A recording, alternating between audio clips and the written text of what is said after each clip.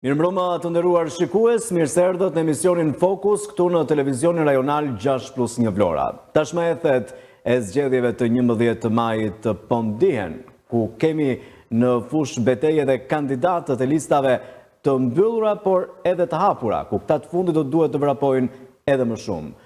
Unë kam kënaqësinë që sot në Fokus të rikthehet me mua këtu në studio, për herë të parë në këto studio të reja, por për të disajtën herë në televizionin rajonal 6+1 Vlora, ish ministrin e energjetikës dhe infrastrukturës, ish drejtuesin politik të qarkut Vlorës, ish sekretarin e përgjithshëm të Partisë Socialiste Shqiptare, një prej figurave më të larta dhe më me kontribute në Partinë Socialiste të Shqipërisë, zotin Damian Gjiknuri. Mirë se u rikëthyet, zoti Gjiknuri, dhe kënaqësi që ju kam sërish këtu në studio. Në mbrëmë normal dhe për mua kënaqësi që ritakohemi, aq më tepër në këtë studio të re dhe unë ju uroj mbarësi. Faleminderit, na ke munguar në fakt. Na ke munguar, keni qenë një ndër drejtuesit politik të Partisë Socialiste në qarkun e Vlorës nga më aktivët. Po dhe ritakimet janë të bukura, pas një mungese të një periudhe të gjatë kohë. Unë uroj suksese në fakt në këtë angazhim të ri tuajin, por jo të panjohur për terenin edhe për socialistët dhe për qytetarët. Dhe më vjen mirë se intervistën e parë në Vlorë kam dhënë po me ty në televizionin tuaj kur kam marrë dhe atëherë i deleguar në vitin 2016. Kënaqësi që ka qenë gjithmonë mbarësi. Kënaqësi dhe në fakt jam me fat. Zoti Gjiknuri, si e gjetët Vlorën në këtë rikthim tuaj? Patjetër Vlorën e gjej një qytet dinamik, një qytet të zhvilluar, një qytet që po ndryshon për ditë nga investimet e qeverisë shqiptare, një Vlorë që shumë shpejt do të ketë një aeroport ndërkombëtar, një Vlorë që po kthehet gjithnjë më shumë turistike, natyrisht një Vlorë që ka akoma dhe probleme dhe që nuk duhet t'i fshim të gjitha dhe t'i lëmë më njanë, por që me dinamikën e zhvillimit që ka qyteti i Vlorës, bashkia Vlorës, ka një perspektivë shumë të mirë ekonomike, ka një interes shumë të madh për të investuar në Vlorë dhe projekte transformuese të qeverisë shqiptare, realisht po e bëjmë Vlorën një qytet jashtëzakonisht tërheqës, jo vetëm për shqiptarët, por mbi të gjitha për të huajt. Dhe në fundit qëllimi kjo ka qenë. Dikur në këtë studio thosha do vi një ditë, nga njerë qeshnim edhe me disa kolegë të tjerë që ma kanë kujtuar më vonë, do vi një ditë që në rrugët e Vlorës do të dëgjohet më shumë gjuhë e huaj se Slonjat që atë temi, gjuha jonë. Dhe kjo është fakt një gjë që po bëhet realitet, sidomos në sezonet turistike, dhe praktikisht kjo është një konfirmim i asaj që kemi thënë që Vlora do vazhdoj të jetë një nga qytetet më interesante për çdo vizitor që do të vizitojë Shqipërinë. Kështu që është një gjë për të kënaqur edhe për të ndjerë krenar për gjithë vlonjatët. Ju keni merit, zoti Gjiknuri, paktën për Partinë Socialiste këtu në Vlorë, pasi kur keni qenë drejtues politike keni bashkuar atë, e keni bërë mund të themi edhe më të hapur, edhe më të madhe, keni vlerësuar kontributet. Si po i gjeni sot Partinë Socialiste këtu në Vlorë? Partia Socialiste në Vlorë ka një bazë të shëndosh nga pikpamja e antarësisë, e aktivizimit. Natyrisht është shpejt për mua të gjykoj se si është drejtimi i Partisë Socialiste në Vlorë, por besoj që edhe fakti që rezultatet elektorale në Vlorë kanë qenë të suksesshme 2 vjet më parë, 1 vit e gjysmë më parë, tregon që Partia Socialiste ka bërë punën e saj organizative dhe do të vazhdojë të jetë forca dominuese në Vlorë. Nuk dua të flas për detaje organizimi, aq më tepër që unë tashmë nuk jam në rolin e drejtuesi politik të Partisë Socialiste apo të gjithë organizmit politik, por fushata ime dhe kontaktet e mia me socialistët thjesht kanë qenë dhe do të mbeten. Unë kam bërë betejë me ta dhe dëshiroj të kem në krah gjithmonë për të mirën e Vlorës, për të mirën me rezultatet elektorale, jo thjesht për mbështetjen time personale, por të bëjmë më të mirën e mundshme për Partinë Socialiste, pasi unë suksesin e Vlorës nuk e shikoj të ndarë nga Partia Socialiste dhe nga qeverisja e saj. Si pritën socialistët riktimin tuaj? Besoj e kanë pritur mirë, këtë gjë mund ta thoni dhe ju, sepse nganjëherë njeriu të vërtetat i mëson nga të tjerët sesa t'ia thon drejt për drejt, por kam gjetur dashamirësi, më kanë shkruar shumë simpatizantë, antarë të Partisë Socialiste, njerëz që kemi bërë betejë bashkë, kanë qenë shumë të kënaqur me periudhën kur kemi luftuar bashkë në betejë elektorale, aq më tepër për atë organizim që bëm duke i dhënë Vlorës rezultate shumë të larta elektorale.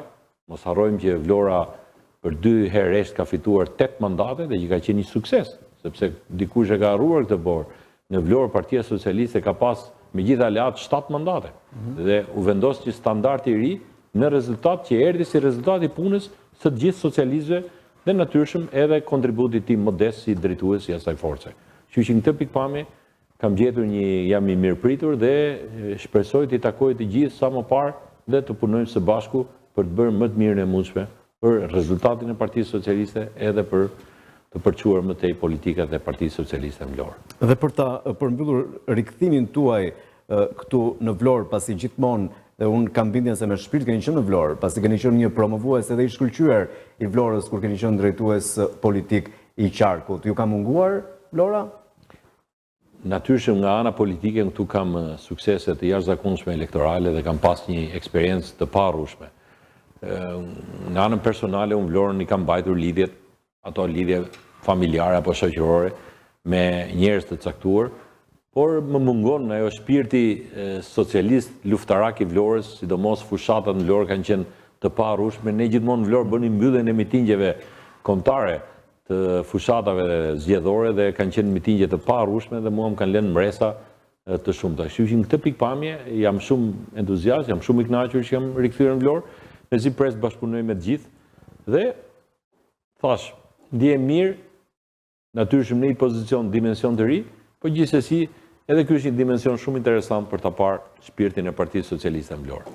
Në fakt, ju jeni një figurë shumë e njohur, pra siç e thash, në Partinë Socialiste të Vlorës, por edhe të Shqipërisë. Tashmë do të jeni në listën e hapur, nuk jeni në listën e mbyllur që ta kishit të sigurt mandatin e deputetit.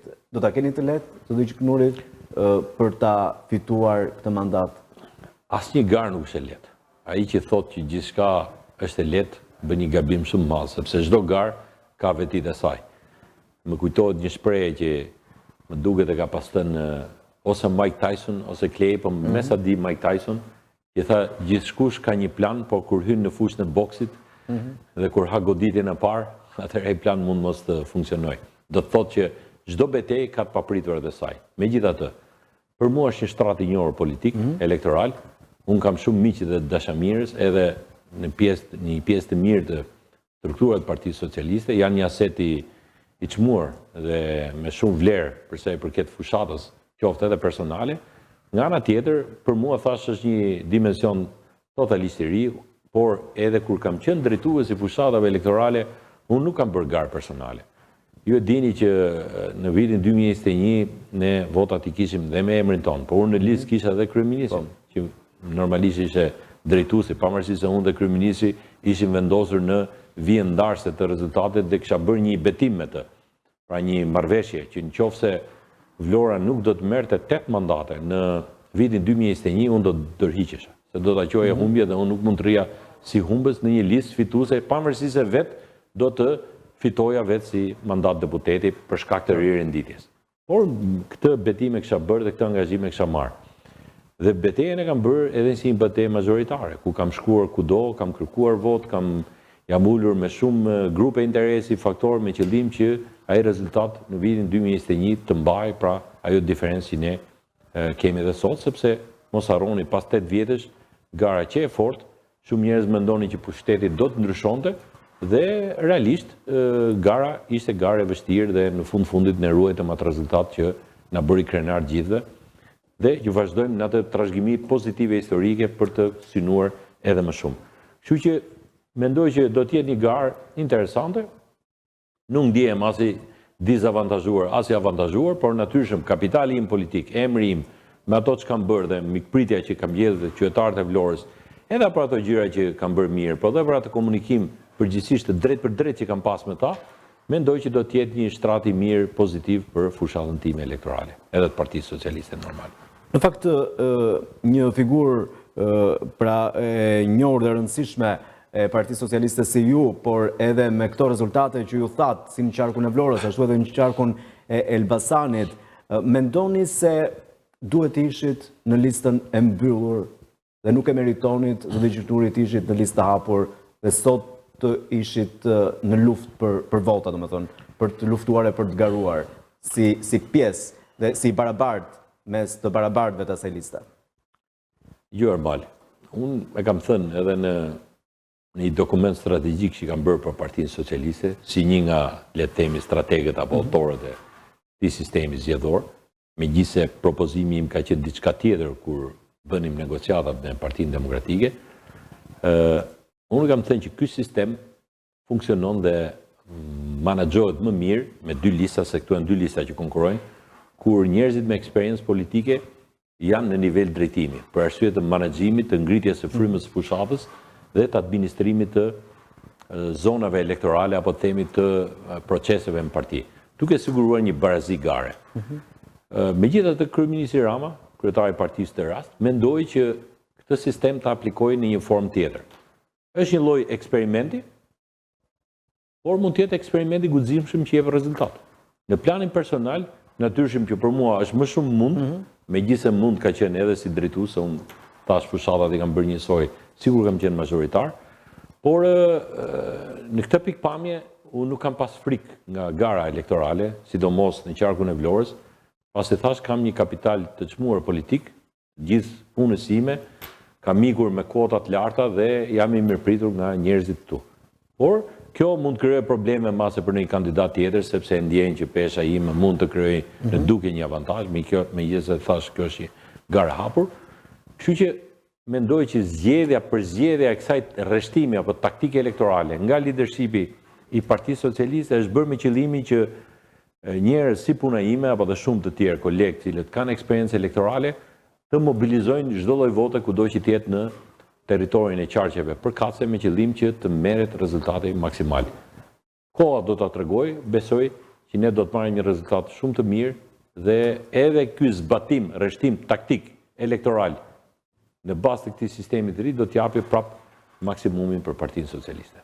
Dhe në kuadër të kësaj që xhaketat e vjetra tashmë të Partisë Socialiste janë hedhur në fushë betej, doja t'i referohesh edhe një deklaratë të shkurtër që ka thënë kryeministri, kjo ishte mënyra më brutale për të hapur partinë. Pra mendoni dhe ju kështu? Nuk e di në çfarë konteksti ka thënë kryeministri, nuk e kam dëgjuar këtë. Më shumë patjetër që çdo kryetar partie dhe kryeministër, që sidomos kur partia qëndron gjatë në pushtet, kërkon të harmonizojë prurje të reja me personalitetet me eksperiencë politike.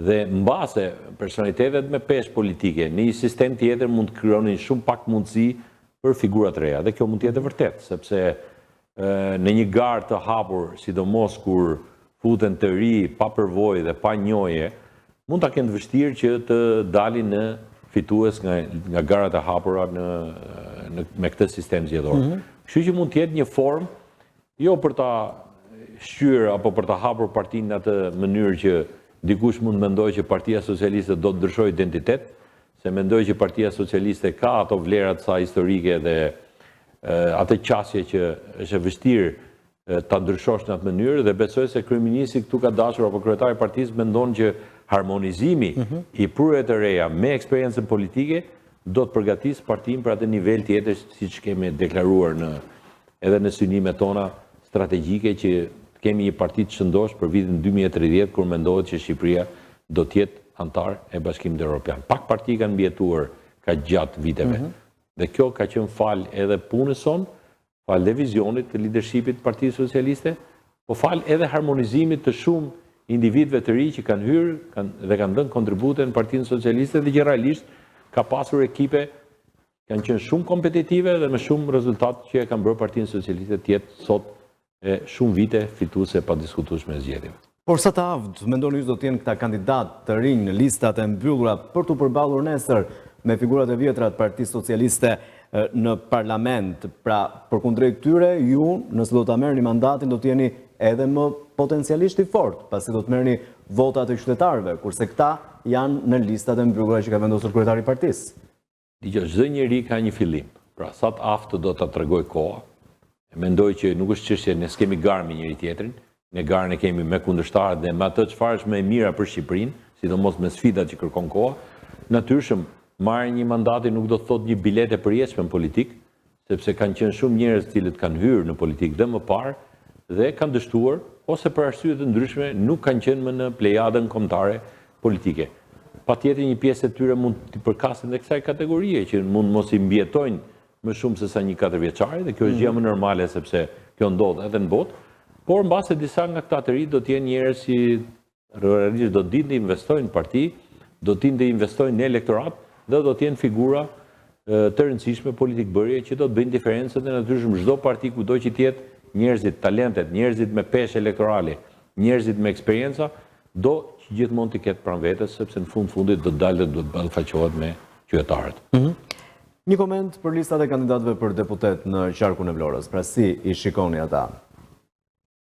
Unë një pjesë i njoh, një pjesë edhe nuk i njoh, janë të ri apo të reja, po pjesë më të madhe dhe i njoh, disa janë personalitete që njihen dhe jashtë partisë, disa të tjerë kanë qenë njerëz kontribues në Partinë Socialiste, madje kemi dhe risi kandidatë të cilët deri dje nuk kanë milituar në Partinë Socialiste, por i shërben mbase asaj game të gjerë zgjedhjes, atë që ka thënë dhe kryeministri Rama për një hapje dhe ku çdo njeri gjen veten e tij pavarësisht nga origjina politike që ka. Dhe unë mendoj që një socialist i flakt, siç themi ne nga Vlora, mund ta gjejë veten te një apo dy apo tre emra të Partisë Socialiste, por ka dhe njerëz të elektorat gri, të cilët mund ta gjejnë veten në njerëz të cilët më përpara nuk e mendonin se mund të ishin në listën e Partisë Socialiste. Kështu që në këtë pikpamje mendoj që ky spektër zgjedhjesh i jep mundësi edhe atyre që deri dje mund të jenë jo të vendosur për Partinë Socialiste të mund votojnë për Partinë Socialiste. Natyrisht, socialistët klasik apo ata që kanë qenë baza historike e Partisë Socialiste kanë emra shumë të spikatur dhe emra që kanë kontribuar ndër vite në forcimin e Partisë Socialiste në Vlorë dhe gjithë Shqipërinë.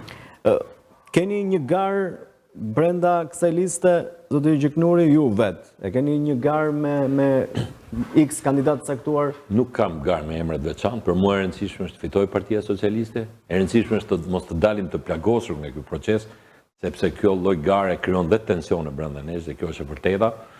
E rëndësishme është që ne t'i lëm edhe në indasit momentit që mund krijojë gara, të mos kthehen në përçarje të përhershme, përkundrazi të jetë një garë që të gjithë duhet ta shijojnë, nuk ka të humbur nga kjo garë.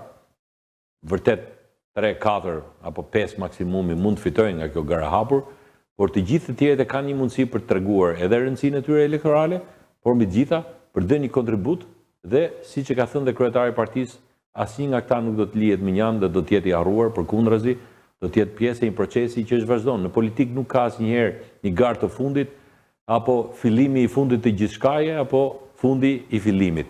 Në politikë gjithmonë do të dalin momente, oportunitete që çdo njeri mjafton që të jetë interesuar, ka kontributin e tij, rrethanat historike mund ta sjellin që ai të jetë i favorizuar edhe në një moment kur të tjerët e mendonin se ishte i mënjenuar. Kështu që nga kjo pikpamje çdo investim në këtë fushat, në të gjithë këta kandidat, do të jetë një investim për të ardhmen e tyre nëse ata do duan të militojnë dhe të vazhdojnë jetën politike brenda kësaj partie. Për herë të parë në këto zgjedhje do të kemi lista të mbyllura dhe lista të hapura. Ishte kjo zgjedhja më e mirë? Dhe a mendoni ju se ndoshta 4 vite më pas do duhet të rishikohet kjo gjë, pasi mund të krijojë ato që ju thatë përçarjet, tensionet, plagosjet? Unë e kam thënë që sistemet e listave të hapura i sjellin këto. Unë preferencë gjithmonë e kam pasur dhe e kam artikuluar publikisht që partitë e mëdha dhe përgjithsisht organizatat politike të cilët duhen të jenë të qëndrueshme kanë nevojë për një lloj hierarkie politike dhe kanë nevojë për solidaritet brendshëm. Lista e hapur krijon tensione, lista e hapur mund të krijojë oportunitete dhe për ndërhyrje jo normale në procese zgjedhore dhe këtë se frenon dot. Por nga ana tjetër, është shpejt të flasim, do të shikojmë efektet e këtij sistemi dhe nëse partitë kryesore do të shikojnë që konsekuencat apo themi pasojat politike mund të jenë jo të pëlqyeshme, mbase do reflektojnë, do të jenë aq të maturuara sa të ulen dhe të bëjnë ndryshimet e nevojshme nëse do të lindi nevoja. Por është shpejt themi, jemi përpara një gare, nuk ka sistem perfekt, e rëndësishme është që sistemi të prodhojë përfaqësues më të mirë, por dhe majoranca të qëndrueshme apo grupime politike që përfaqësojnë filozofi të caktuar, jo thjesht turma njerëzish që hyjnë aty marrin një mandat dhe të jenë pjesë e një kaosi, se pastaj vendi do të ketë vështirë të qeveriset. Keni qenë bashkëkryetar për reformën zgjedhore. Mendoni se pra këmbgul te kjo që pas 4 vitesh duhet të kemi një rishikim? Është shpejt ta themi, ky sistem nuk është i keq, por mund të ketë nevojë edhe për shikim nëse efektet e këtij sistemi do të jenë jo shumë pozitive për pjesën më të madhe çka synon Shqipëria në këtë stad, pa që do të thjetë stabilitet politik dhe përfaqësi më të mirë. Kështu që nga kjo pikpamje unë nuk dua të flas para kohës sepse duket sikur hedhim poshtë atë që kemi bërë, por unë kam thënë, ligji zgjedhor është një ligj disi makavialian dhe i vështirë, se ato salçiqet që gjithë duan t'i hanë, po asnjë se di se si bëhen. Çfarë duhet të them me këtë? Ka shumë interesa në lojë, është një ligj i mirëfill politik, nuk është se i udhëhiqet nga një parim ose një tjetër, dhe janë negociata të vështira që duhet reflektojnë interesat e aktorëve të cilët kanë votat, por njëkohësisht kanë dhe interesat kundërt. Sepse duhen 84 vota dhe palët kanë interesat kundërt. Që nga kjo pikpamje, jo që sistemet nuk janë perfekte, ajo që ka shme rëndësishme është stabilitet të qeverisë dhe përfaqësim më i mirë. Keni një koment për kandidatët për deputet Partisë Demokratike këtu në qarkun e Vlorës, pra të koalicionit për Shqipërinë madhështore? Nuk kam koment për individ, disa i njoh, disa nuk i njoh. Unë uroj të gjithëve të kenë një fushat të mbarë dhe të qetë, por për mua ata nuk përfaqësojnë asgjë, se ky koalicioni Shqipëria madhështore është një koalicion i provuar, janë po të njëjtët njerëz që kanë 30 vjet që vinë vërdall për të kërkuar votën e shqiptarëve, kanë një bagazh historik të caktuar, shqiptarët e dinë shumë mirë që kush janë ata, dhe nuk është se ofrojnë më alternativë. Kurse për Vlorën nuk kam thënë dhe herë të tjera dhe nuk do të ndryshoj. Për Vlorën nuk kanë treguar se kanë bërë një gjë dhe as premtojnë se do bëjnë një gjë. Thjesht janë disa individë të cilët do të marrin mandatet e tyre, siç kanë marrë dhe shumë të tjerë më parë, dhe do bëjnë atë ciklin e tyre politik pa lënë një gjurmë në zhvillimin e Vlorës. Pasi nuk do kenë mundësi se do të kenë pushtetin. Po, ju thatë që këta janë provuar dhe sprovuar, por pse duhet që qytetarët të votojnë përsëri për Partinë Socialiste, duke qenë se kemi po shkon drejt mandatit 4, pra pse nuk është momenti për rotacion? Sepse akoma nuk ka një alternativë më të mirë që të mund të ofrojë më shumë për Shqipërinë, për ato që ka pret Shqipëria në këtë moment, aq më tepër kur jemi shumë afër antarësimit në Bashkimin Evropian. Nuk ka një alternativë më të mirë. Natyrshëm që unë do doja dhe opozita të ishte edhe më kompetitive. Opozita, unë kam thënë dhe herë të tjera dhe në mediat kombëtare, që vuan nga pasojat e gabimeve të saj strategjike, sepse me bojkotin e zgjedhjeve vendore, me lënien e mandateve, me shkatrimin që u bë strukturës Partisë Demokratike, do të jetë shumë e vështirë dhe do të dojë shumë kohë që ata të mund të rimblidhen, dhe koha e tregon që kanë shumë të vështirë, do të thotë që nuk janë një organizëm i qëndrueshëm politik dhe nuk përfaqësohen me një alternativë të re apo të reja njerëzish të cilët mund t'i bënin shqiptarët të besonin te ta. Janë po ato, po Sali Berisha, me të tjerët, po ata njerëz të cilët janë të provuar, nuk përfaqësojnë asnjë ndryshim dhe nuk kanë arritur të bëjnë dot ndryshime brenda vetes tyre, e si mundet ta t'i ofrojnë një ndryshim atyre shqiptarëve që një pjesë mund të jenë dhe zgënjur nga qeverisja jonë. Megjithatë unë them që edhe kjo formë e zgjedhur e Partisë Socialiste, duke hapur partinë, duke eksperimentuar edhe me gjëra që për disa mund të quhet në Vlorë blasfemi, figura të reja të cilat nuk mendoj që është një formë që e hap partinë, krijon perspektivë të re, por njëkohësisht e bën edhe partinë, qeverisjen e Partisë Socialiste më të përgjegjshme. Natyrshëm do doja që të kishte edhe opozitë të fortë. Nuk jam nga ata që duhet që të fshihet opozita, sepse pasja një opozite kompetitive, konkurruese dhe llogari kërkuese e bën qeverinë më të përgjegjshme.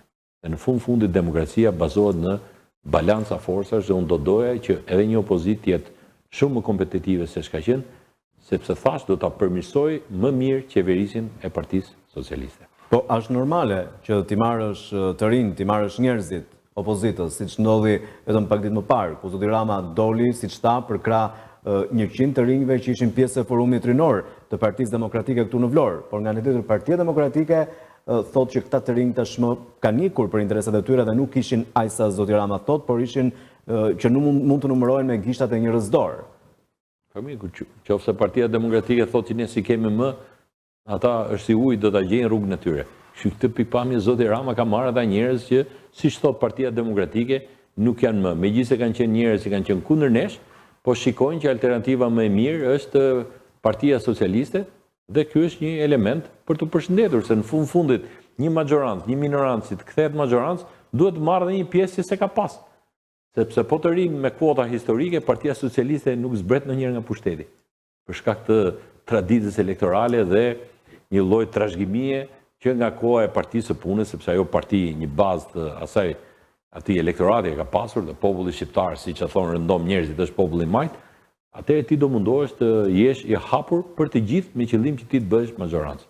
Kështu që në këtë pikpamje nuk ka asgjë që kundërshton njëra tjetrën këtu, njëra pjesë mendojnë që nuk e ka, pjesa tjetër, në këtë rast Partia Socialiste ka hapur dyert, nëse e gjeni veten pa përfaqësuar, mund të vini tek ne. Por nga ana tjetër opozita është tashmë në një koalicion më të madh dhe më të gjerë se Partia Socialiste, e cila vazhdon që edhe në këtë zgjedhje do të jetë e vetme të dëgjiknuri. Pse mendoni se Partia Socialiste është më fort e vetme se sa me një koalicion më të gjerë? Tash koalicion mund të lestosh emrat, por koalicion parti me 10 anëtar apo me një kryetar mund të duket sikur e koalicioni i gjerë, po je thjesht mandat e familjes tënde. E thash janë si ato, e kam thënë një vend si i libri Kadares me Kapitan Shestani, që kujton sikur ka marrë një grup kryengritësi që ashtu kur kthen kokën mbrapa si ka mbet asnjë rrugës. Kështu mund duket sikur e ke çet në fort, po nuk janë ata. Sillin votat ata, pse? Po mund sjellin, por nuk besoj se do sjellin atë pikë sa të bëjnë ndryshimin e madh. Nëse do të vinte ajo pikë vërtet, atëherë do të themi që tu ka një ndryshim të kajës politike, por gjasat janë dhe me çka shikoj dhe të gjitha indikacionet elektorale tregojnë që ky koalicioni madhështor thjesht emrin ka madhështor, se nuk ka ndonjë gjë të madhe brenda saj. Përveç koalicionit madhështor, Partia Socialiste do të ketë disa parti të tjera në këtë garë si kundërshtare, të cilët dhe ata kanë nxjerrë emrat e kandidatëve për deputet. Marrin mandate deputetësh? Nuk, shpejt them, unë nuk besoj se në qarkun e Vlorës ato parti do të marrin një mandat, dhe këtë e kam të bazuar edhe nga analizat elektorale që bëj, edhe nga terreni, unë jam njohës i terrenit, unë kam shkel gjithë qarkun, edhe shkel dhe kontakte kam. Nuk besoj se në qarkun e Vlorës to parti do të marrin, nuk kanë shans të marrin asnjë mandat. Mund të tentojnë tek këtu, masë në Tiranë, që është një qark më i madh. Nuk e shoh. Domethënë, përgjithsisht është votë e hedhur dëm, sepse nuk do të jetë një votë që realisht do të ketë një përfaqësi e cila do të bëjë ndryshimet që presin njerëzit, por në fundit dhe po nxorën mandatet e tyre në një qark të madh si Tirana. Është një gjë e mirëpritur se diversifikon ato që quhet portofoli politik i jetës politike shqiptare. Zoti Gjiknuri, cili është programi i qeverisës i Partisë Socialiste? Pra, a ka një program qeverisës për mandatin e 4 të Partia Socialiste, pasi ndryshe, thot zoti Berisha, thot që ata nuk e kanë një program? Partia Socialiste është parti qeverise që ka objektiva strategjik, që janë objektivat Shqipëria në Bashkimin Evropian, ka plan konkret lidhje me zhvillimin e vendit, gjëra që njerëzit i prekin për ditë, ka objektiva konkret siç shumë shpejt do të shpalosen edhe për rrogat, për pensionet, sidomos pensionet që ka qenë një plag e madhe e shoqërisë shqiptare për shkak të deformimeve të demografike dhe rënies së të ardhura në skemën e pensionit. Ndërkohë kemi parti opozitare që kanë listë dëshirash dhe listë premtimesh, që nuk bazohen në asnjë shtrat ekonomik dhe logjik. Pra, lista e premtimeve dhe programi aktual qeverisës. A ka të pakënaqur nga programi aktual qeverisës? Patjetër që ka. Ka shqetësime, sidomos lidhje me disa probleme ekonomike, si shtrëngtimi i çmimeve, pensionet janë një problem real, krahu i punës, sepse njerëzit kanë emigruar, këto janë probleme reale, dhe zhvillimi i vendit dhe qasja që ka Partia Socialiste në qeverisë është që t'i zbuz të plak, por nga ana tjetër ke premtime boshe, bombastike, të pabazuara në shifrat që sa ti ofron ai, kaq po të ofroj unë. Pra, siç bëhet ajo që quhet Turkish Bazar, apo pazari turk. Ajo nuk realizohet pastaj? Po natyrisht se realizohet, se thua do i bëj rroga 2000 euro apo pensionet 600 euro, por si do t'i bësh? Kur të thon si do t'i bësh, nuk ka një përgjigje, sepse të gjitha këto kanë një faturë në mbas. Kurse Partia Socialiste në qeverisjen e saj, për shkak mund të jap dy elementë që jam i bindur mandatin tjetër do të realizohen. Unë i kam thënë parlament dhe kam qenë vokal për interesat e këtij grupimi, siç janë pensionistët, dhe Shqipëria ka ulur borxhin publik në nivel 55%. Ka qenë në kohën kur kemi marrë qeverisjen vajti gati mbi 70 e ca, vajti edhe 80 e ca %, sidomos kur ishte pandemia. Dhe mundësia ulje e borxhit publik, rritja më e madhe ekonomike, rritja e mesatares së pagës në Shqipëri krijon mundësi, dhe jam i bindur dhe kryeministri Rama këtë ka thënë, në fillim të mandatit tjetër do të fillojë të ndihet dhe rritja e pensioneve. Kjo është një plag e madhe shoqërore Dhe unë personalisht si individ, si Damian, edhe me votën e elektoratit lënjat, ku ka shumë pensionistë që e di që e kanë shumë të rëndësishme këtë pikë, unë do t'jem vokal i kësaj çështje, do të flas, jo vetëm parlament, do bëj çmos që të mbroj kauzën e tyre për rritjen e pensionit minimal. Unë them që Shqipëria ka vajtur në një stad që i ka këto mundësi shumë shpejt, jo me ato shifrat që thot ai koalicioni i premtimeve madhështore boshe, por me një pension që patjetër është më i mirë se aktuali minimal dhe që është i përballueshëm dhe që adreson deri diku edhe rritjen e çmimeve dhe nevojat ekonomike që kanë pjesa më e goditur e shoqërisë shqiptare që janë pensionistë. Këtë ky është një premtim elektoral që ja u bëj qytetarëve vlenjatë, do ta mbroj këtë me forcë deri në fund. Si shikoni sot opozitën? Pra, është kjo opozitë gati për të ardhur në pushtet? Ju thoni që nuk do të jetë gati, por që ajo është organizuar tashmë. Po mirë, organizim, unë duket që në letër, duket sikur organizojnë gjërat, po konkrete s'ke asgjë.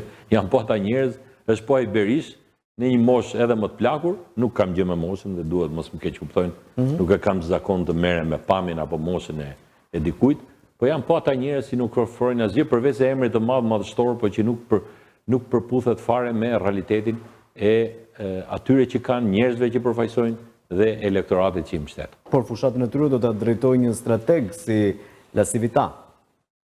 La Civita strategu ishte për Shtetet e Bashkuara të Amerikës në një kontekst tjetër, sepse unë ja thash një Berishës si më umor në parlament, kështu mendonte Berisha dhe atëre kur kishte James trafikanti që erdhi nga Amerika, që do ta ndihmonte në vitet 2000 për të ardhur në pushtet, se sapo kishte ardhur Bushi në pushtet.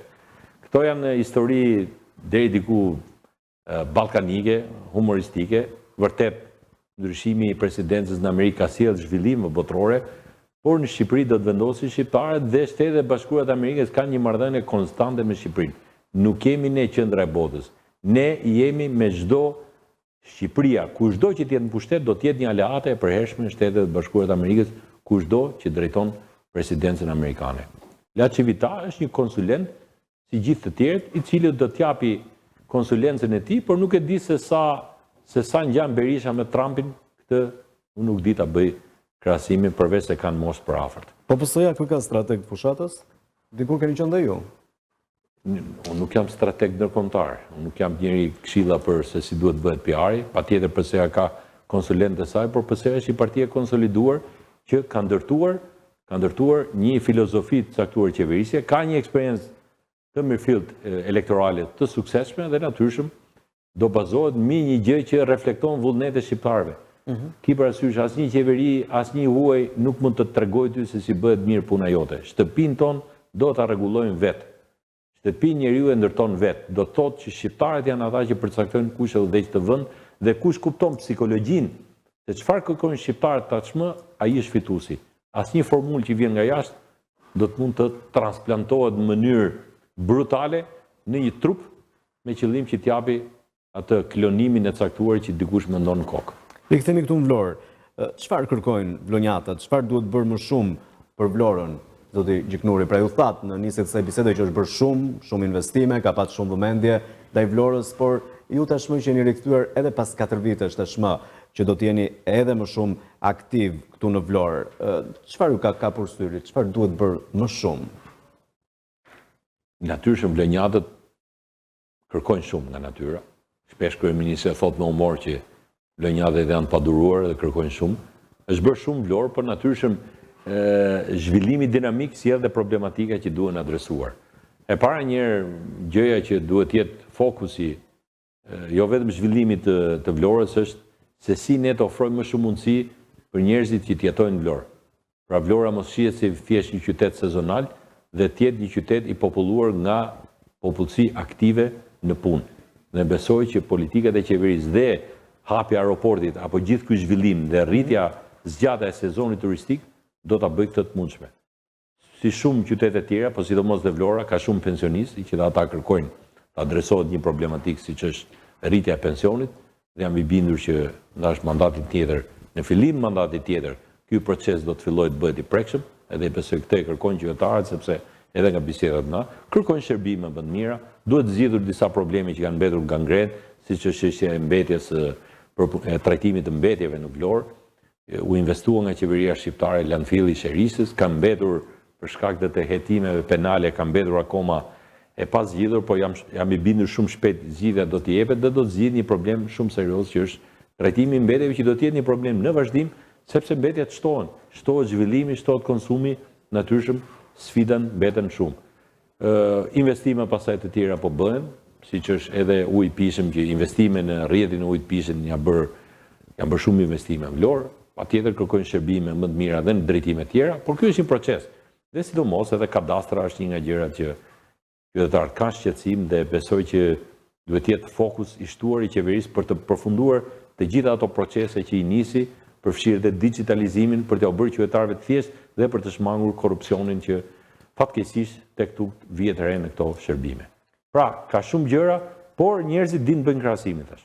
Ku ka qenë Vlora si është sot, kush është ai që ka një perspektivë për Vlorën dhe kush janë ata që s'kan premtime fare për Vlorën ose kanë premtime madhështore, gënjestra madhështore, po që si thon asgjë vlanjate. Ne flasim pak tani për fushatën, për takimet. Fushata zyrtarisht ende nuk ka nisur, por ju në terren e keni nisur punën. Zoti Gjiknuri, janë ndarë tashmë edhe rajonet e qytetit që ju si kandidat do të mbuloni, ashtu si kundër edhe jo vetëm në Vlorë, por edhe në Himar apo Selenic, Sarand e Delvin. Ju në cilat do të jeni, në cilat zona do të jeni I atashuar? Ne kemi bërë një ndarje të karakterit administrimit elektoral, pra themi nuk është se kandidati që është në atë zonë ai do të jetë dhe përfaqësuesi politik nesër, pasi ta kuptojmë jo të gjithë do bëhen deputet. Kjo është një ndarje barabartë për t'i dhënë mundësi dhe administrimit të procesit zgjedhor, edhe nxitjes së partisë aty, mobilizimit të forcës politike, po njëkohësisht edhe një lloj gare të barabartë mes kandidatëve në listën e hapur. Unë mbuloj rajonin 2 në Vlorë, mbuloj komunën njësinë të Shushicës, edhe bashkinë e Himarës, por unë kam hapur shtab elektoral në gjitha bashkitë kryesore të qarkut, kërkoj të marrë mbështetjen e shumicës së qytetarëve në të gjithë qarkun, pasi tashmë jemi në garë të hapur, dhe sipas rregullave që kemi përcaktuar si parti, të gjithë janë të hapur të bëjnë fushat kudo. Partia Socialiste publikisht do të kërkojë votën vetëm për Partinë Socialiste, pra si subjekt politik dhe Edi Ramën që është kryetari I asaj partie, se fleta ka kutinë e partisë, ka dhe zgjedhjen e kandidatit, dhe çdo kandidat është I lirë dhe strukturat janë të lira të bëjnë, të lobojnë, të punojnë për kë ato e ndjejnë që përfaqësojnë më mirë vlerat e tyre dhe ju intereson nga ana politike. Dhe kjo është një ndarje e mirë që ju jep mundësi të garojnë të gjithë, por natyrshëm krijon edhe kushtet deri diku të barabatra dhe njëkohësisht e lë hapësirën të lirë për çdo kandidat që nga Novosela deri në Konispol të kërkoj votat kudo, të ngre struktura kudo, të mendoj për elektoratin I cili do të marrë mbështetjen. Dhe pas zgjedhjeve natyrshëm në bazë të fituesve do të bëhet dhe një shpërndarje më e drejtë e përfaqësimit të zonave. Çfarë do të thotë kjo? Që përgjegjësit politik të caktuar, përveç drejtuesve politik, do kenë dhe zona mbulimi për të përfaqësuar interesat e zonave që do të përputhen edhe me realitetet elektorale të atyre që I votojnë. Në fakt, ju keni zhvilluar dhe keni nisur takimet e para, të cilat edhe ne I kemi pasqyruar me banor të qytetit Vlorës, por edhe në Himar, ku po prezantojni edhe me strukturat e Partisë Socialiste, jo se nuk ju njohin, por duke qenë se jemi në kuadrin edhe të fushatës. Çfarë po diskutoni me ta dhe cilat janë problematikat që ngren në këto zona? Problematikat përgjithsisht janë të njëjta, por së para njerëzit kërkojnë më shumë shërbime statore, kërkojnë përfaqësi lokal që duan që agjencitë e drejtorisë, të cilët lidhen me qarkun, të jenë njerëz që ata I njohin apo përfaqësojnë interesat e komunitetit, gjë që këto vitet e fundit ka pas dhe fenomene që kanë devijuar nga kjo lloj tradite që gjatë kohës që kam qenë dhe drejtues politik apo më përpara ka qenë më e qartë dhe qytetarët Lënjat apo ata Sarandës e dinin drejtuesit e tyre dhe kishin lidhje me këtë komunitet. Ka shqetësime nga më të ndryshmet, por mbi të gjitha vihet re besimi që kanë te Partia Socialiste, po dhe një mikpritje që kanë tek personi im, pasi shohin një njerëz që ka përfaqësuar vlerat e tyre, ka bërë betejë me ta, ju është gjendur kur kanë pas edhe halle, edhe problematika, por qoftë duke diskutuar në mënyrë të drejtë për drejtë, sepse qasja ime kudo që kam qenë, edhe kur kam qenë ministër apo edhe drejtues I lartë, nuk ka ndryshuar me njerëzit. Unë jam në tyrë që I dëgjoj, ulem, pi një kafe me ta, diskutoj. Dhe njerëzit kanë nevojë edhe për këtë, edhe për të shfaqur një shqetësim, edhe për të mos keq kuptuar për shqetësimin e tyre. Dhe mbi të gjitha, mos jetë ajo klima e ndasisë o me mua o kundra meje. Unë kam në jetën time politike kam pasur edhe njerëz që mund të kenë kritikuar ose mund të kenë qenë në një moment kundër një ide apo politike time në drejtimin e PS-s, por unë kam shtrirë dorën të kujdo dhe kam vazhduar të shikoj përpara.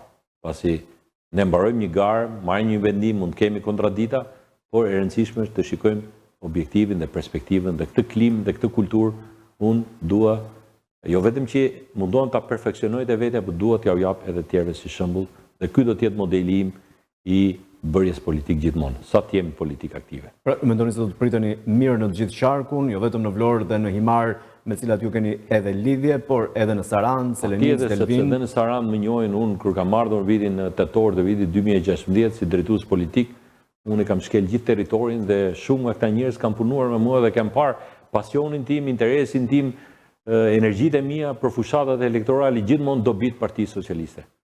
Nuk kam pasur asnjë interes personal për kundrezi, jam munduar të jemi drejt, bazuar në një meritokraci, qoftë dhe politike, po qoftë edhe duke sjell njerëz me përvojë në drejtim, kam bërë dhe unë gabimet e mia si shumë njerëz që bëjnë gabime në jetë, por nuk jam nisur me qëllimin e keq dhe nuk kemi bërë dëme që mund të kenë lënë impakt në komunitet dhe kjo më jep një avantazh që ndjem moralisht shumë lartë kur vjen çështja për të kërkuar votën dhe për të diskutuar me ta. Partia Socialiste vjen në këto zgjedhje, zoti Gjiknuri, me Shqipëria 2030. Çdo të thotë kjo. Pra, antar në Bashkimin Evropian. Shqipëria 2030, vend i Bashkimit Evropian, një vend me një turizëm të zhvilluar, një vend i integruar në ekonominë evropiane, një vend ku të rinjtë dhe të reja do të kenë mundësi të jenë si qytetarë evropian të bredhin, jo vetëm thjesht për të lëvizur, po për të punuar, por edhe për të rikthyer në Shqipëri dhe për të ndërtuar Europën e vërtet edhe në Shqipëri, pasi Shqipëria ka potenciale të jashtëzakonshme, mjafton ne të dimë të shfrytëzojmë. Po pse jo një vend që di të thithi shumë investime nga Bashkimi Evropian për të rregulluar ato probleme që mbase vetëm me buxhetin ton është shumë e vështirë që të bëhen. Edhe a duhet ta besojnë qytetarët e Shqipërisë dhe Vlorës se në brenda 2030 do të jemi në Bashkimin Evropian? Mendoj që jemi në rrugën e dur. Rrethanat politike tashmë e kanë bërë më të mundshme këtë, sepse ky proces jo se ka ecur keq, por për shkak të rrymave politike brenda Bashkimit Evropian, ekstremizmave dhe rendit botror, siç ka qenë para disa kohësh, këtë e bën të vështirë. Po tashmë, kur po shikojmë një rritje të konkurrencës Shtetet Bashkuara Europë, një Europë e cila kërkon të unifikohet qoftë në aspektin e sigurisë, por qoftë edhe në zgjerimin e tregut të saj ekonomik, pasi po ndjen konkurrencë fortë dhe nga Kina, dhe nga Shtetet Bashkuara të Amerikës, dhe larg qoftë edhe luftë tregtare që po duken në perspektivë, do ta bëj interesin e Bashkimit Evropian që Shqipërinë ta ketë, është vend i vogël, i absorbueshëm dhe me potenciale natyrale të cilët i leverdisin dhe ekonomisë evropiane. Flasim pak tani për votën e emigrantëve. Sa e rëndësishme është ajo dhe sa e mirë pritur ka qenë nga forcat politike? Është e rëndësishme, është një variabël e re, janë regjistruar shumë qytetarë, mbase jo të gjithë do të votojnë sepse çdo proces ka firët e saj, por mjafton sikur dhe 10% e elektoratit shqiptar, pra nga 250.000, 150.000 të marrin pjesë në votim, është një variabël interesante elektorale ku në disa qarqe mund të bëjë diferencën. Është e mirë pritur pasi është një fluks i ri votuesish, është fluks i pa influencuar nga ngjarjet e vogla në Shqipëri, është një fluks që mendon më shumë politikisht se sa nga interesi i vogël, dhe kjo do ta pasurojë politikën shqiptare. Ne si parti kemi mirë pritur, unë vetë kam qenë një nga autorët e këtij procesi, të hartimit kodit zgjedhor dhe për votën e emigrantëve, jam krenar që e realizuan dhe me ç'duket është një proces i ka ecur në rrugën e mbar, shpresojmë që gjithçka të shkojë mirë deri në fund dhe natyrshëm pas këtij procesi të ketë reflektime që do të arrisin më shumë hapësirën dhe interesin e qytetarëve shqiptarë që jetojnë jashtë vendit për të marrë pjesë në zgjedhjet shqiptare. Në disa qarqe mund të jetë dhe rezultat vendimtare, sidomos qarqet që janë me numër tek, ku ndahen mandatet për pak vota, vota e diasporës apo vota e qytetarëve në jashtë do të jetë vendimtare. Ju vetë i keni takuar emigrantët, keni shkuar në diasporë, keni patë mbështetje? Kam takuar emigrant në pozicionin tim si sekretar zgjedhor edhe i organizimit. Shumë shpejt do të bëj disa takime sidomos në Greqi, apo dhe në vende tjera ku ka elektorat vlonjat, tashmë edhe për një lloj approachi, pra qasje personale për të mbështetur jo vetëm Partinë Socialiste, po dhe mos si Damian, ata që e gjykojnë të tillë. Si kanë pritur Partinë Socialiste emigrantët, diaspora, ose si po e pret? Po shikoni mbështetje? Diaspora është e mençur, diaspora di të bëjë diferencën. Diaspora e di që premtimet boshe se jetojnë në vende që më të zhvilluara politikisht edhe demokratikisht, po dhe e njohin më mirë ekonominë dhe e dinë që premtimet boshe të pabazuara në letër apo të pabazuara në një mekanizëm ekonomik mbrapa nuk janë si ato gënjeshtrat e radhës kur shqiptarët mendonin që po të kalonin kufirin, gjithçka atje ishte e shtruar me flori dhe s'do kishte njëri nevojë të punonte. Por ata e kanë prekur në atë mënyrën e rëndë që quhen, e kanë provuar vetë se si ndërtohet ekonomia, si kursehen parat dhe si kontribuohet në ato sisteme ku ata jetojnë. Kështu që mendoj që shqiptarët e mirëpresin punën që ka bërë Partia Socialiste. Shqipëria është më krenare për çka kemi bërë dhe shqiptarët ndihen më krenar për të qenë shqiptar, pasi ndaj shqiptarëve ka pasur një stigëm, ne këtë e dim, por natyrshëm që janë dhe kërkues. Dhe prandaj thashë një fluks i ri interesant që do të rrisë dhe standardet e politikës shqiptare, sepse sa më shumë të jenë pjesëmarrës ata dhe me standardet që ata kërkojnë, aq më shumë do t'i vënë pozitë forcat kryesore politike për të përfshirë edhe interesat e tyre. Në këto zgjedhje, Partia Socialiste, pra duke u rikthyer edhe sërish për pak listës, ka patur përfaqësues nga diaspora, të cilët ndoshta i ka angazhuar edhe si kandidat për deputet, ka patur platformën deputeti që duam, ndërsa nga ana tjetër Partia Demokratike ka patur primaret. Mendoni se është më demokratik procesi i primareve se sa deputeti që duam apo afrimi ndoshta i emigrantëve për t'i futur në listë? E para një, ata bënë sa primare, po që në përfundim nuk e di çfarë rezultuan të primare. Se ata që fituan vota në primare, dole që nuk futën as deputet, as kandidat. Disa prej tyre janë. Disa janë, po disa do t'ishin edhe pa bërë primare. Pra, që e një si loj më shumë për të justifikuar ca dhe për të përjashtuar të tjerë. Kështu që këto s'janë primare reale. Pra që kosh sa s'janë primare reale, nuk ja vlen as t'i komentosh. A duhen procese më përfshirëse? Gjithmonë duhen, por mendoj që këto lloj primaresh, sidomos kur nuk ka respektim të leximit votës tyre, janë dhe më përqarse dhe dobësojnë forcën të cilës si aplikon. Partia Socialiste ka zgjedhur si parti në pushtet, ka zgjedhur një qasje tjetër, një platformë më të hapur, ku çdo interesuar edhe jashtë partisë do të mund të kontribuojë në Partinë Socialiste dhe mendoj që fakti që ne jemi fitues dhe do të jemi fitues është qasja dur në funksion të rezultatit elektoral. Flasim pak për fushatën, si do t'jetë ajo, Zotëri Gnuri? Do t'jetë e qetë, do të kemi një fushatë të qetë nga të gjithë aktorët politikë që do t'jenë pjesë e saj? Për sa i përket Partisë Socialiste dhe ne, nuk besoj se do kemi në një gjë, në një tension apo të mund të stimulojmë në një krizë artificiale dhe shpresoj dhe besoj të jetë e qetë. Ne këtë preditkim të thirrje duhet bëjmë për ditë tek qytetarët dhe kushdo që na ndjek dhe shpresoj të mbetet e tillë. Por mendoj që ka kaluar ai stad ku qytetarët do të mund të përplaseshin për interesa politike, sepse njerëzit janë bërë jo vetëm pragmatistë, po duan qetësi, duan progres, duan zhvillim.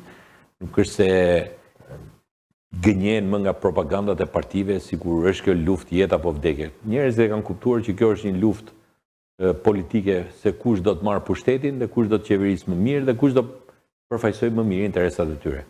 Nuk është luftë jeta vdekje për ekzistencë. Kështu që këtë pikpamje nuk ka asnjë arsye që qytetarët të ndjejnë tension. Dhe ka kaluar edhe stadi, mendoni ju, që të flasim sot për zgjedhje të lira dhe të ndershme dhe për njohje të rezultatit në fund?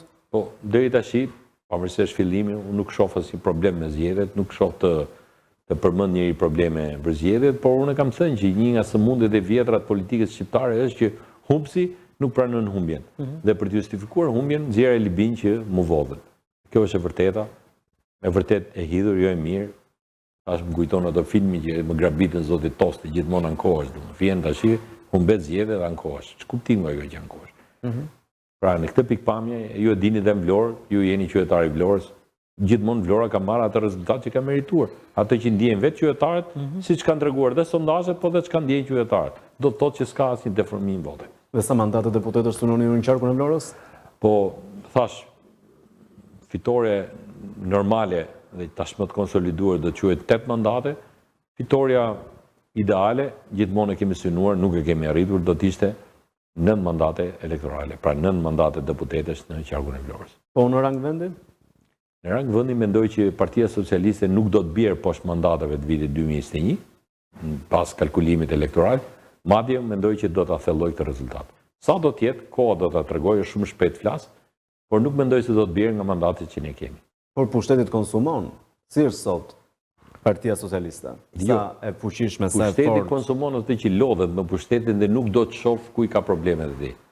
Por Partia Socialiste dhe leadershipi i saj ka treguar që ka ditur të superoj edhe konsumin asaj që quhet një lloj konsumi që mund vi nga pushteti, duke demonstruar, duke qenë shumë aktive dhe me një organizim politik shumë të fortë, por edhe me politiket të reja që atraktojnë apo thithin sa më shumë qytetarë që prapë kur shikojnë alternativat në fletë në votime, mendojnë që partia më punë mbaruar, partia që mund na çojë në Bashkimin Evropian, partia që mund t'i ofrojë më shumë shqiptarëve, është Partia Socialiste për te edhe problemeve që ajo mund të ketë. Si janë marrëdhëniet tuaja me kryesocialistin Edi Rama? Unë me Edi Ramën kam marrëdhënie mi 20 vjeçare politike. Kështu që marrëdhëniet e mia kanë qenë gjithmonë marrëdhënie korrekte, marrëdhënie pune, njerë më afër, njerë më larg, por gjithmonë jam aty për të kontribuar për Partinë Socialiste dhe do të jem aty sepse di të bëj mirë atë që di të bëj dhe Edi Rama është nga ata njerëz që di të vlerësoj njerëzit që i duan dhe që bëjnë punën. Po më drejtuesin politik të qarkut? Bledi Çuçin e kam koleg të vjetër, shok të vjetër, dikur Bledi dhe unë kemi qenë në sekretariatin zgjedhor që në opozitë, unë sekretar, Bledi ka qenë nën sekretar i çështjeve zgjedhore, kemi punuar bashkë.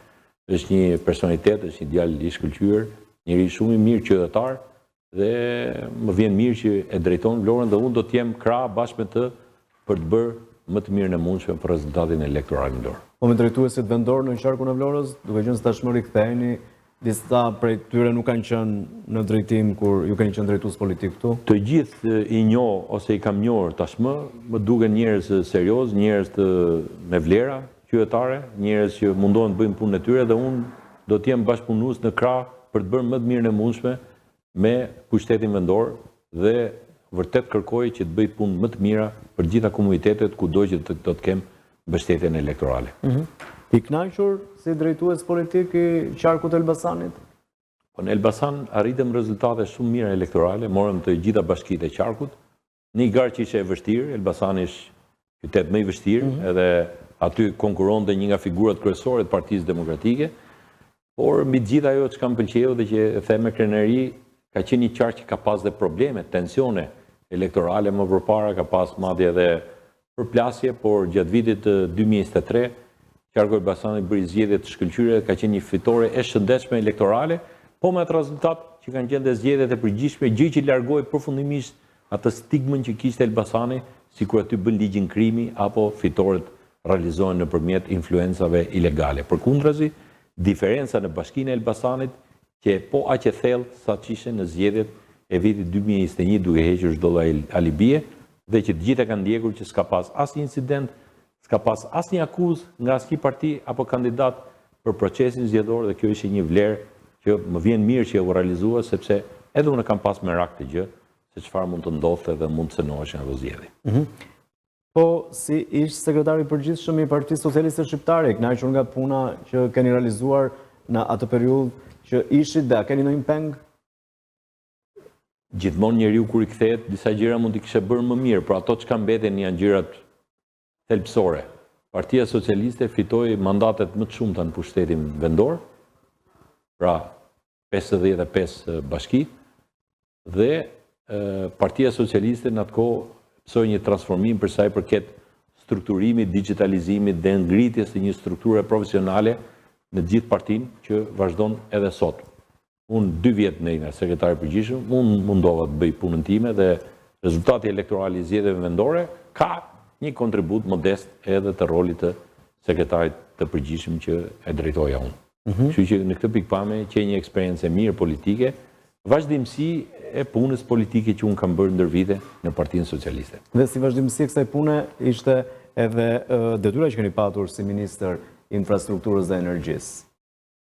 Patjetër, nëse detyra si ministër nuk ka të bëjë shumë me detyrën si në parti.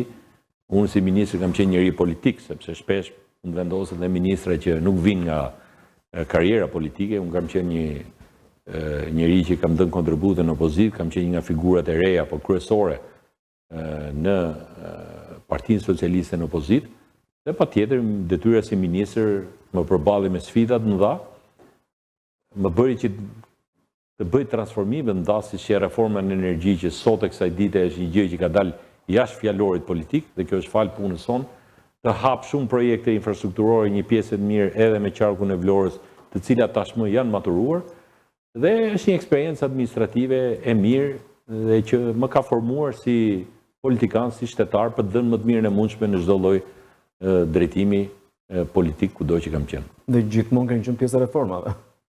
Reformë energjetik, reformë... Unë nga natyra nuk jam njëri që flë në një cep, unë dua të jem gjithmonë protagonist i zhvillimeve, sepse kur e ndjej që jam i gatshëm ta jap dhe e kam kurajon për ta bërë atë.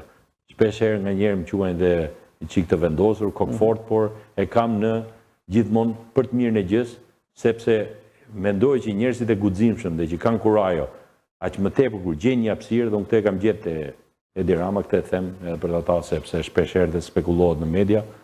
Me Edi Ramën edhe debatojmë, por Edi Rama është njëri që dita vlerësoj mendimin, dita pranoj dhe të kundërtën, kur shikon që qëllimi është i mirë dhe gjithçka është në funksion të objektivave që edhe ai e beson. Dhe kjo është vlera e një force politike dhe leadershipit, si të harmonizojë dhe karakteret e kundërta për të gjetur më të mirën e mundshme.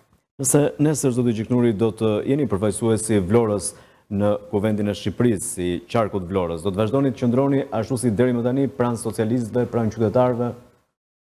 Po unë gjithmonë kam qëndruar, përveç se një shkëputje 4 vjeçare që erdhi si rezultati delegimit tim, jo me vullnetin tim, se nuk më morë, të them të drejtën, nuk më morë mendim për se ku do të delegohesh, unë do doja të vazhdoja me qarkun e Vlorës, dhe kisha bërë plane në kuptimin e se si mund të organizonim sa gjëra më mirë edhe në pushtetin vendor, e të tjera si këto, po të rëndësi ka. Edhe për mua eksperiencë është delegimin e një qark tjetër, kështu që unë nuk shoh arsye për të shkërputur marrëdhëniet, për aq kohë sa nuk i kam shkërputur këto marrëdhënie, jam larguar me kuota përgjithsisht të larta dhe jam i mirëpritur dhe këtu kam gjetur edhe të kënaqësinë e punës time, që më kanë mirëpritur një pjesë e mirë e strukturave dhe qytetarëve, dhe që është konfirmim, sepse shpesh kur largohesh nga një qark, dhe sidomos kur largohesh nga Vlora, se ajo shpreha që të vën bishtin, apo ta bëjnë histori nga mbrapa, fakti që më kanë mirëpritur një pjesë e mirë, tregon që unë jam munduar ta bëj mirë dhe me drejtësi punën time, dhe kjo është një shtys akoma më shumë që unë të jemi lidhur me interesat e këtij qarku dhe të vazhdoj të luftoj për ato parime që thash fillim, për shërbime më të mira, për të ngritur zërin e shumicës e pensionistëve të Vlorës, edhe për ato politika që ne duhet ndjekim, por mbi të gjitha edhe kontributin që duhet japë Partinë Socialiste për ta bërë këtë më të shëndosh, më të fortë, më të hapur, më dinamike, më demokratike, për të prodhuar drejtuesit më të mirë në të gjitha nivelet nga Vlora, pra nga qarku Vlorë. Në gjithë të karrierë të gjatë politike, për çfarë jeni më shumë i kënaqur që keni arritur? Më shumë i kënaqur jam në faktin që jam munduar të ruaj ato principe të drejtimit që më kanë edukuar në familjen time. Principe që më kanë udhëhequr dhe që shërbejnë si busull morale, që detyra nuk të lartëson, detyra të nxjerrë në padopsit. Një, se këto janë si ato filozofitë e jetës. E dyta, pra, pushteti nuk bën më të mirë, pushteti të nxjerrë në padopsin. E dyta, sa jenë detyrë mundohet bësh mirë. Dhe çfarë do bësh në detyrë, do ta gjesh edhe pas detyre se si do të sillen njerëzit me ty. Shpesh herë kur jeni në një pozicion, njerëzit edhe vënë maskë dhe të respektojnë për shkak të karriges. Po kur largohesh nga një pushtet, njerëzit aty ballafaqohesh me të vërtetën. Unë edhe kur jam larguar nga detyrat e mia, kam gjetë po të mirënjohje dhe miqësi nga pjesa më e madhe e njerëzve. Jo se s'kam bërë të pakënaqur, sepse ka dhe njerëz që presin më shumë. Por nuk jam nisë në detyrën time të bëj dëm dikujt, apo të favorizoj dikë në dëm të një tjetri. Mund të kem bërë gabime, por gabimet janë bërë për shkak të një ideje apo vullneti që kam pasur për të arritur një objektiv. Po as pak për t'i bërë dëm, apo mbi të gjitha për të mbajtur inata dhe për t'u hakmerur ndaj njerëzve. Kështu që udhëtimi, drejtimi që kam pasur në të gjitha drejtimet, qoftë politike, qoftë shtetërore, biles një njerë me ju morë, me i shok, i thosha, Damian, kur ika nga ministrë, dio, të them të drejtën i thash, një gjë më pëlqen. Kur e them vetës dhe që është një lloj reflektimi gjatë punës time nuk humba asnjë shok, po bëra edhe miqtëri. Jo të gjithë që kam respektuar e ruajtën miqësinë me mua, se kjo ka shumë kategori që kur lë detyrën nuk janë më ata miqësorët, po ka edhe nga ata njerëz që janë mirënjohës dhe janë dinë të respektojnë për atë si e sjell dhe janë miq vërtet të ri, të mirë. Dhe këtë e quaj arritje më të madhe. Nuk kam humbur miqtë kam pasur, po kam bërë edhe miqtëri. Jeta është më e bukur kur ke miq dhe shok. Dhe ky është principi im. Pasuria më e madhe janë marrëdhëniet, energjia që merr nga njerëzit shoqërore, pasi jeta është e shkurtër dhe jeta duhet shijuar, po ajo nuk shijohet vetëm. Njeriu që jeton më gjatë kur është me shok edhe me miq. Tashi po hym në tema tjera, unë lexoj shumë për këto, po dua edhe në tavolina miqësore me shokë me miq i them, i ndaj me njerëzit, sepse ne mësojmë edhe nga njerëzit e përditshëm, nga eksperiencat e ndryshme në jetë dhe me vitet njeriu reflekton mbi gjërat që duhet i konsiderojmë më shtrejta. Pushteti nuk është gjithçka. Arritet për të qenë i pari, gjyshi im ka pasur një shprehje, unë e them me humor. Kur më tërhiqni veshin në njerëz se si isha shumë i mirë me mësime në fillim, apo në çik rebel, thoshte mos i bërtit, thoshte baba tim që e profesor, mos i bërtit djalit Damian. Nuk ka fati para klasës. E rëndësishme është ky të bëhet njeri i mirë, sepse fati do të jetë me njeriu e mirë. Dhe ju ka frymëzuar gjyshi? Po, ka frymëzuar gjyshi. Gjyshi ka qenë një njeri jashtëzakonisht. Më ka dhënë shumë mësime filozofike që atëre mbasi nuk ja dija vlerën, dhe ka qenë një nga themeluesit e shkollave shqipe në të gjithë, qoftë në Bregdet, qoftë në Lumën e Vlorës, ka shumë njerëz që gjyshimi ka pas nxënës dhe i kam takuar, njerëz të moshëm në moshë tashmë, po kanë qenë mësime që kanë vlerëtur për jetën dhe janë filozofi njerëzore që pavarësisht nga zhvillimet teknologjike të kohës, njeriu mbetet poj. Misionin tuaj 4 vjeçar tashmë në vijim, çfarë do të bëni më shumë që nuk keni arritur ta bëni deri më tani? Jo, atë që unë thash dhe këto reflektime të rrugtimit që kam kaluar, do t'i kushtoj më shumë vëmendje njerëzve që meritojnë të kenë vëmendje.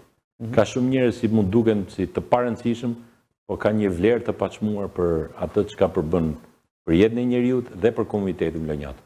Dhe këtë do ta bëj, do kem kohë edhe më shumë, edhe kam dhe energji për ta kanalizuar aty ku duhet. Në këtë pikpamje mendoj që ky do të jetë një udhëtim interesant politik, gjithmonë nëse do të kem mbështetjen e qytetarëve, por dhe do t'i mbrojmë më me forcë kauzat që ata kanë nevojë të mbrohen, dhe jo thjesht të jem pjesë e një konformizmi politik.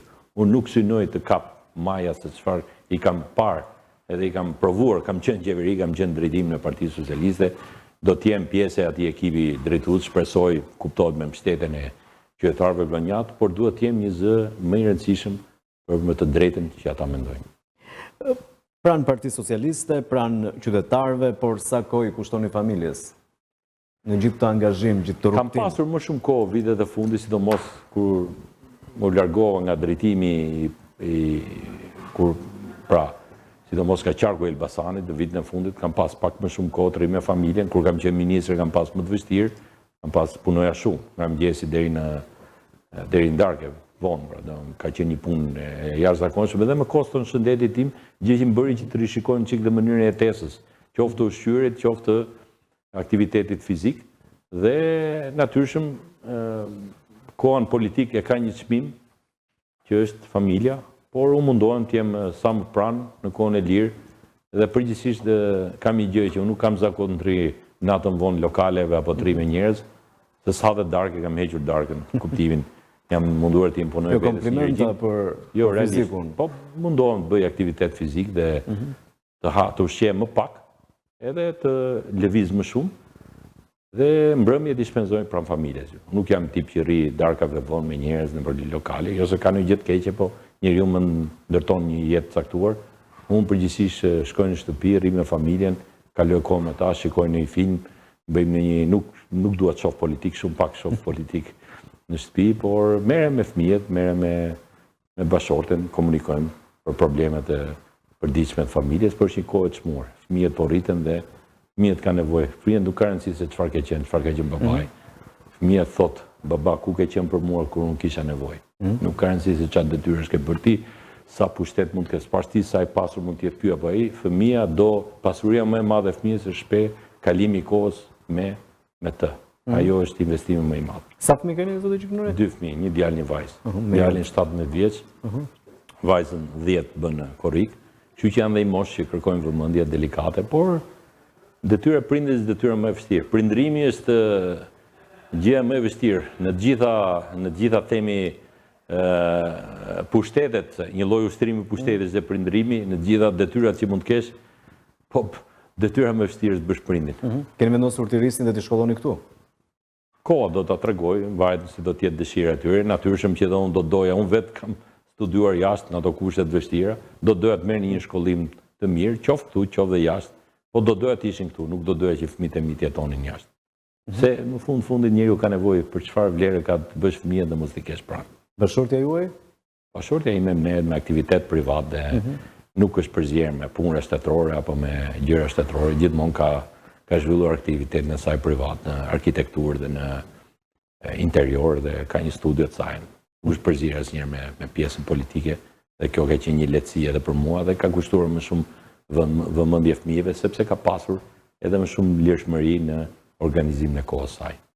Dhe duke qenë se po shkojmë drejt përfundimit të këtij emisioni, zotë Gjiknuri, cili është mesazhi që u drejtoni qytetarëve të gjithë qarkut Vlorës dhe socialistëve? Pse ata në 11 maj duhet votojnë Partinë Socialiste, por pse edhe ju, pra personalisht në këtë listë ku emri juaj është renditur në listën e hapur? Ne do të kemi mundësi bashkë të komunikojmë edhe gjatë fushatës këtu në studio, apo edhe jashtë saj me aktivitetet që ju do të keni dhe me mesazhet do të përcjellni, por duke qenë sot në këtë studio. Mesazhi politik është ai, nëse doni një Vlorë apo një Shqipëri pjesë Bashkimit Evropian, ka një drejtim Partinë Socialiste. Nëse doni premtime të realizueshme dhe jo premtime boshe, ka një drejtim që është Partia Socialiste. Nëse doni rroga më të larta, por dhe pensione më të qëndrueshme, jo thjesht premtime për pensione, mendoj që rruga do të jetë Partia Socialiste. Pra, Shqipëria në Bashkimin Evropian ka vetëm një dritare dhe një kuti, Partia Socialiste. Personi im është pjesë e këtij udhëtimi dhe unë kërkoj nga elektorati vlonjat, jo vetëm socialist, po kushdo. Unë jam ai Damiani që kam qenë, një pjesë e madhe ju e më njihni, unë do të mbetem i tillë. Madje nga reflektimet e këtij udhëtimi politik do të jem dhe më i afrueshëm dhe më i mirë për ato gjëra që kam mësuar nga komunikimi me ju, në mënyrë të drejtë për drejtë dhe do të jem një derë ku do të trokasin të gjithë, gjithmonë për të mirën e komunitetit të qarkut Vlorës, për interesat e këtij qarku dhe edhe për të mirën e Shqipërisë. Faleminderit zotë Gjiknuri. Kënaqësi që u rikthyet në Vlorë dhe kënaqësi që ishit me mua sot në Fokus. Faleminderit. Sukses. Faleminderit.